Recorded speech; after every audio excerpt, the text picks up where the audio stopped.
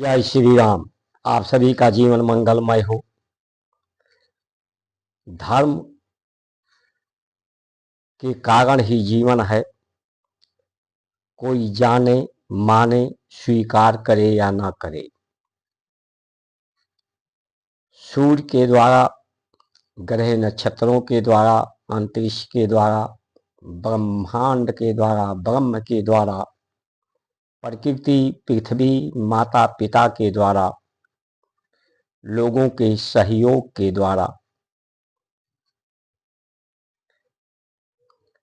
धर्म को स्वीकार करने और धर्म का सही अर्थ जानने, सही प्रयोग करने, धर्म से जो धरित हो रहा है, जैसे वायु है, जल है, इसका कोई आकार नहीं होता है। जैसी स्थितियां, परिस्थितियों के अनुसार आकार होता है। जब धर्म की नीतियां थीं, धर्म की नीतियां भी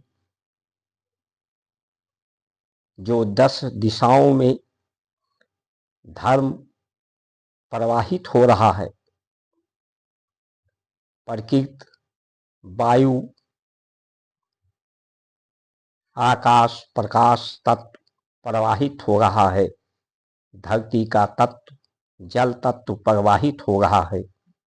10 दिशाओं में 4 दिशाएं, पूर्व, पश्चिम, उत्तर, दक्षिण, 4 कोण, एक ऊपर आकाश की तरफ ब्रह्मांड, एक धरती की तरफ। इसीलिए 10 इंद्रियां हैं। 10 इंद्रियों को केंद्रित करने के लिए मन है, मन को केंद्रित करने के लिए बुद्धि है, बुद्धि को केंद्रित करने के लिए चित्त है। सभी मनुष्य के में दिल है, दिल में धड़कन है, धड़कन ये धर्म के कारण, प्राण वायु के कारण है। तो सभी का स्वभाव एक है, स्थिति एक है, आवश्यकताएं भी एक हैं। सभी की आवश्यकताएं सुख है, सुख, शांति, संतुष्टि, स्वस्थ रहना, सहयोग लेना, सहयोग करना, यही धर्म की नीति है। अर्थ का सही धारा में प्रवाहित करना, सही धारा को दिशा देना। तो धर्म भी के द्वारा जीवन का नियंत्रण, इंद्रियों का नियंत्रण करके सही धारा में को सही दिशा देना, ये धर्म का कार्य था। धर्म से ही जीवन की संचालन और नियंत्रण, सही उपयोग जीवन का, जीवन के अर्थ का, आहार का सही उपयोग, वाणी का उपयोग, व्यवस्था का उपयोग, सेवा, प्रेम, न्याय का उपयोग। जो जातियां थीं, जातियों का योग्यता, जातियों के आधार पर महारथ और उस जातियों के उपयोग था। ब्राह्मण एक योग्यता है जिसकी उपयोगिता लोगों को इस सत्य धर्म, जहाँ सुमत तहाँ संपत्ति नाना, जहाँ विपत कुमत तहाँ विपत निदाना, सुमत कुमत सबके उलहिए। तो कुमत को दूर करने के लिए, सुमत को, सुंदर मत को स्थापित करने के लिए इसकी ब्राह्मण की उपयोगिता, ब्राह्मण ये में योग्यता थी, इसलिए इसकी उपयोगिता लोगों के जीवन के लिए थी। इसी तरह से क्षत्रिय का वो क्षत्रप था, इन विधाओं का रक्षा करने वाला, विधान का, भारत की परंपराएं एक विधान है, एक संविधान थी, जिससे लोगों का जीवन का नियंत्रण संचालन होता है। वैश्य व्यापार का इसी तरह से, जैसे ग्वाल हैं तो दूध दही का काम करते थे, गौपालन, तो उसकी भी योग्यता थी उनमें और उसकी उपयोगिता लोगों में थी। तो जातियों की योग्यता, जातियों के आधार पर उनकी कर्मों की योग्यता और उसकी उपयोगिता रही है। धर्म की भी उपयोगिता और धर्म को जानने, समझने, लोगों को जीवन संभालने, संवारने, ध्यान रखने का, ध्यान करने का ये योग्यता रही है। तो आज ये निश्चय करना चाहिए कि यहाँ भी देखा जाए कि धर्म से देश नहीं, संविधान से चलेगा। तो संविधान से देश चलेगा तो धर्म की क्या आवश्यकता है? धर्म के अनुसार या तो संविधान हो, या जिस धर्म के अनुसार संविधान हो उसी धर्म को धर्म मानना चाहिए, नहीं तो धर्म की मान्यताएं ही, स्वीकारताएं ही समाप्त करनी चाहिए। अब संविधान से देश चलेगा तो इसका मतलब है कि धर्म से लोगों का जीवन नहीं चलेगा। फिर धर्म की क्या उपयोगिता है?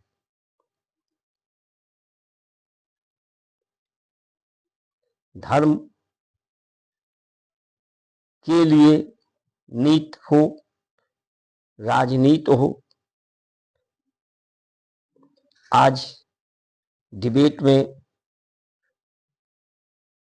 पूछता है भारत, कार्यक्रम होता है टीवी मीडिया में, या एक महाभारत का कार्यक्रम होता है मीडिया के माध्यम से।